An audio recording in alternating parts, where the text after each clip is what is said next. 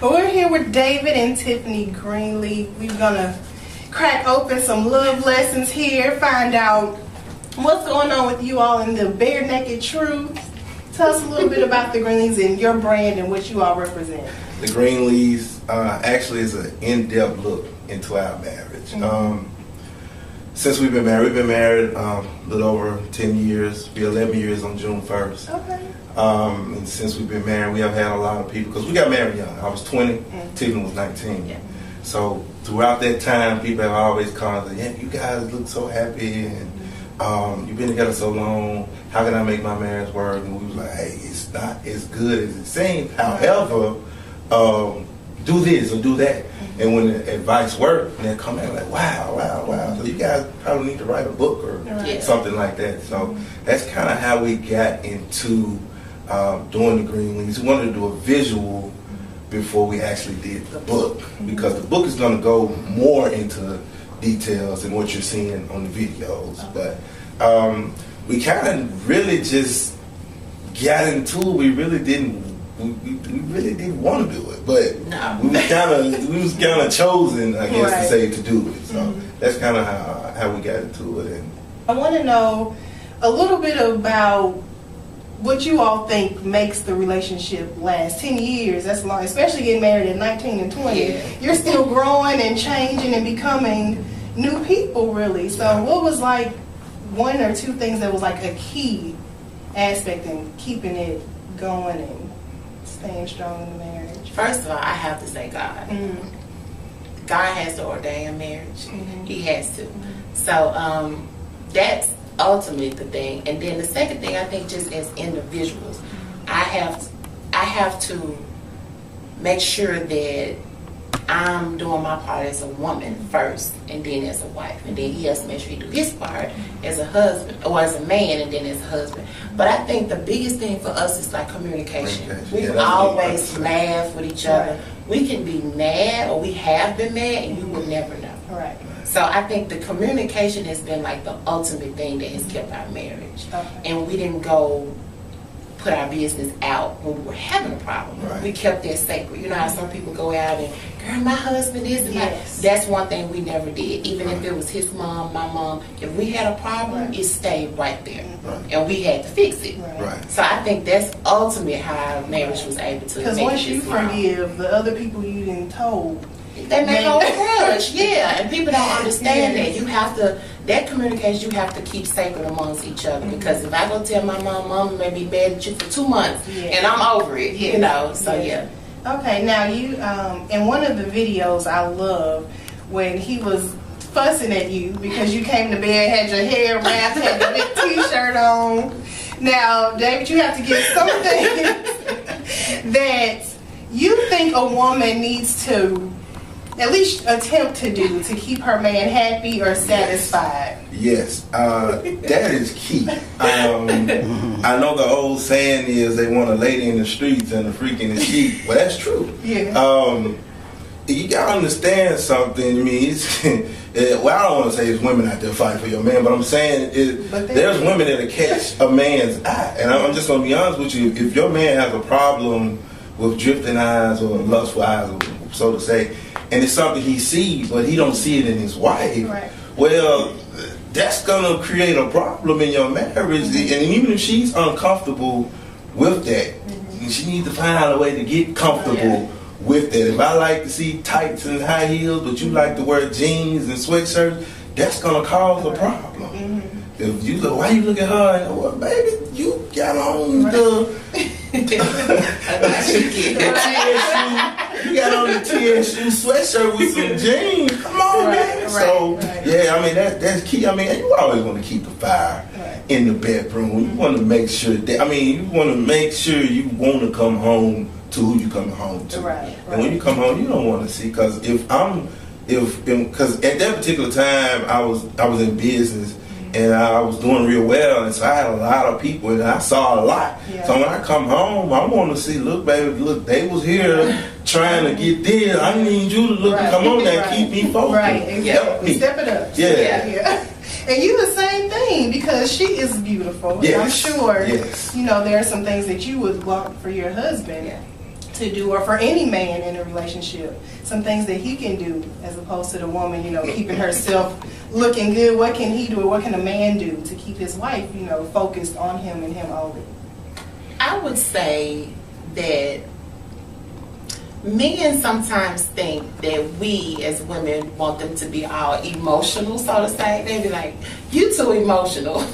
But I think that as a woman, wanting him to be emotional with me, making sure you're affectionate with me. But the thing about it is, what he said kind of bounced off of that. Because if I look the way you know, you prefer for me to look in the bedroom, whether if I am uncomfortable, then if that causes you to gravitate me a little more, then that still kind of bounce off of each other. You know what I'm saying? Men are so they don't want to come across as being weak or you know, I ain't doing it, you know, but it's like, just like you want a lady in the street and a freak in the bed, I mean, okay, when it's bed, you need to give me that soft side sometimes. Don't be all the time, you know. Right, exactly. Now you were saying like being comfortable or uncomfortable with certain things in the bedroom. As far, and I'm talking about marriage, because I'm not swinging from the chandelier for my baby daddy. But in a marriage though, do you all feel like there's no limit to how far or how deep or how dirty you can get in the bedroom? As far as intimacy, I personally think that you can set your boundaries, you can set your limits. And since we just the bare naked truth and keep it honest, when it comes to things like threesome or something like that, that I feel, we both feel that's just too outrageous. That you begin to break that bond between you and your husband when you invite somebody else into your bedroom. So that to me is extreme no-no. That's to us a no-no. But as far as like if foreplay or dancing or I mean whatever, if his desire, like he was saying, if you know that your man like strippers, so to speak, whether you're a godly man or not, you know, you like to see a woman that looks good. If you have to perform that for your man in the bedroom, you need to do it. Because that'll keep him from going that way. And then before you do that, I feel that still when it comes to intimacy, you have to be comfortable with who you are. Because sex is really mental. When you feel pretty, when you feel sexy, you can make love. You know what I'm saying? So I think that in itself, you just have to be comfortable with who you are. But limits, we have our limits, and that was one of them. But yeah, other than that, no. I mean, whatever it takes to please him and whatever it takes to please me, we do. I want you all to give us a little bit of what's coming next for the Greenlees. I know the book is coming. Hopefully more videos, because the last one I saw was the best friend call. So I need to know what happened after that situation. And it's funny because I have a lot of people, like even at my hair salon, the shampoo lady, she asked me, she said, how is it that you still with him knowing that he stepped outside of your marriage? And I told her, at the time when that happened, it was, I didn't find out about it till 3 years later after it happened. But at the time that it happened, he was not the man that was standing in front of me that was apologizing that day. So how can you go from praying and saying, God, I want this man to be this man for me, and he begins to give you that, and then you find out and get this news, wow, this happened with my best friend 3 years ago. You can't just throw it away. And some people probably will look and say, girl, you gotta be crazy. No.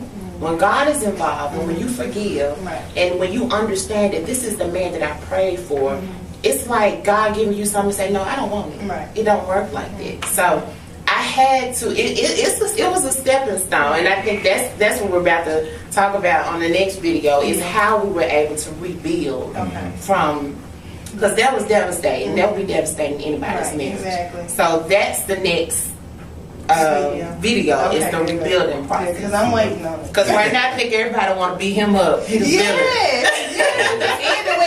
Oh no, he didn't. So yes, you are the villain now, then. So we got to, fix that up real quick. We're gonna talk about it in the next video. I just want to say, this. As I told you earlier, Tiffany and I, we was young when we got married, so it's like one day I'm staying with my mom, she's staying with her mom. Right. Next day we get married, and the next day we stay together. Right. And that's exactly how it happened. The day after we got married, we moved in with each other. So with that, we had to grow. I'm still growing up into a man, and she had to grow up into a woman. So in order for me to know what type of wife or what type of woman that I wanted, I had to know who I was as a man first. So that's why a lot of stuff was going on. That's how I'm not condoning what I done or making an exception for me, because that's not the case. I was just trying to express the mindset of where I was at when it happened. When you're growing, I mean, we all go through growing pains. We all go through stumbling blocks, and she know I hate that it happened. However, it happened, but we're able to talk about it. I think I'm more reserved than she is about it, because I couldn't even watch the last video. I barely could do the scene. I really, because just just seeing her, even though we were acting, just seeing her almost in the same hurt that she went through. I mean, I was in character in the video. She was laughing. I'm sure. I was in character, like, oh my God. It's like I felt it all over me. So, I guess I can take the villain for now until the next few videos come. So hurry up with the video so you can get out of villain mode now. Get out the hot seat. Okay, so we got the video coming up, and tell us a little bit about the book. You said it's going to go into more detail. We're going to go in depth a little bit more about what happened between us and what led up to it, because we left that out in the vision. So we'll talk about what led up to that, and we're going to talk about how we rebuild. Like, we have to actually rebuild our foundation in our marriage and build a strong foundation for us to rebuild on top of it.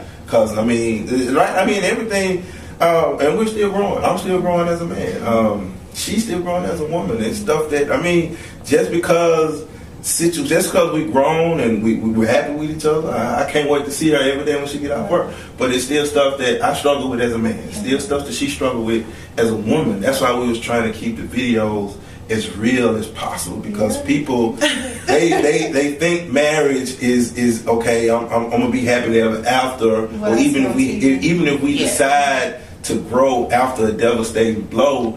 If you still hold it over the person, the spouse, or who's ever had that did it, you still have problems. So we just want to make sure that we're going to address all that. All that will be in the book. It'll basically be like you know how you're in school and you have a study guide for the test? It'll be a study guide. It'll be a relationship or a marriage guide. And then people that are not married will be able to, relate to it. To see what's coming. Because some people have no clue what they're getting themselves into.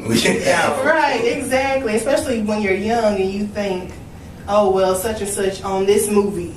Or they lived happily ever after. So, but it's totally different once you get into it. Yes, well, tell everyone how they can reach you, your social media, all of that good stuff, how they can see what you all are up to. Facebook is David and Tiffany Greenlee. We actually have a website. It's David N with the letter N. With the letter N, TiffanyGreenlee.com. And on there it's basically just, it has the videos, and if they want to subscribe to the YouTube channel, they can go there. And it has other things, like if you want to book us and we actually have a workshop or a seminar, they can do that on that website as well. Perfect. Oh, good. We're on Twitter and Instagram. Yes. David and Tiffany Greenlee. Instagram, the Greenlees. The Greenlees. Okay, gotcha. Well, thank you all so much. You have to come back because I didn't get to half of the questions that I wanted to ask, but I'm glad that you all came. It was fun talking to you guys.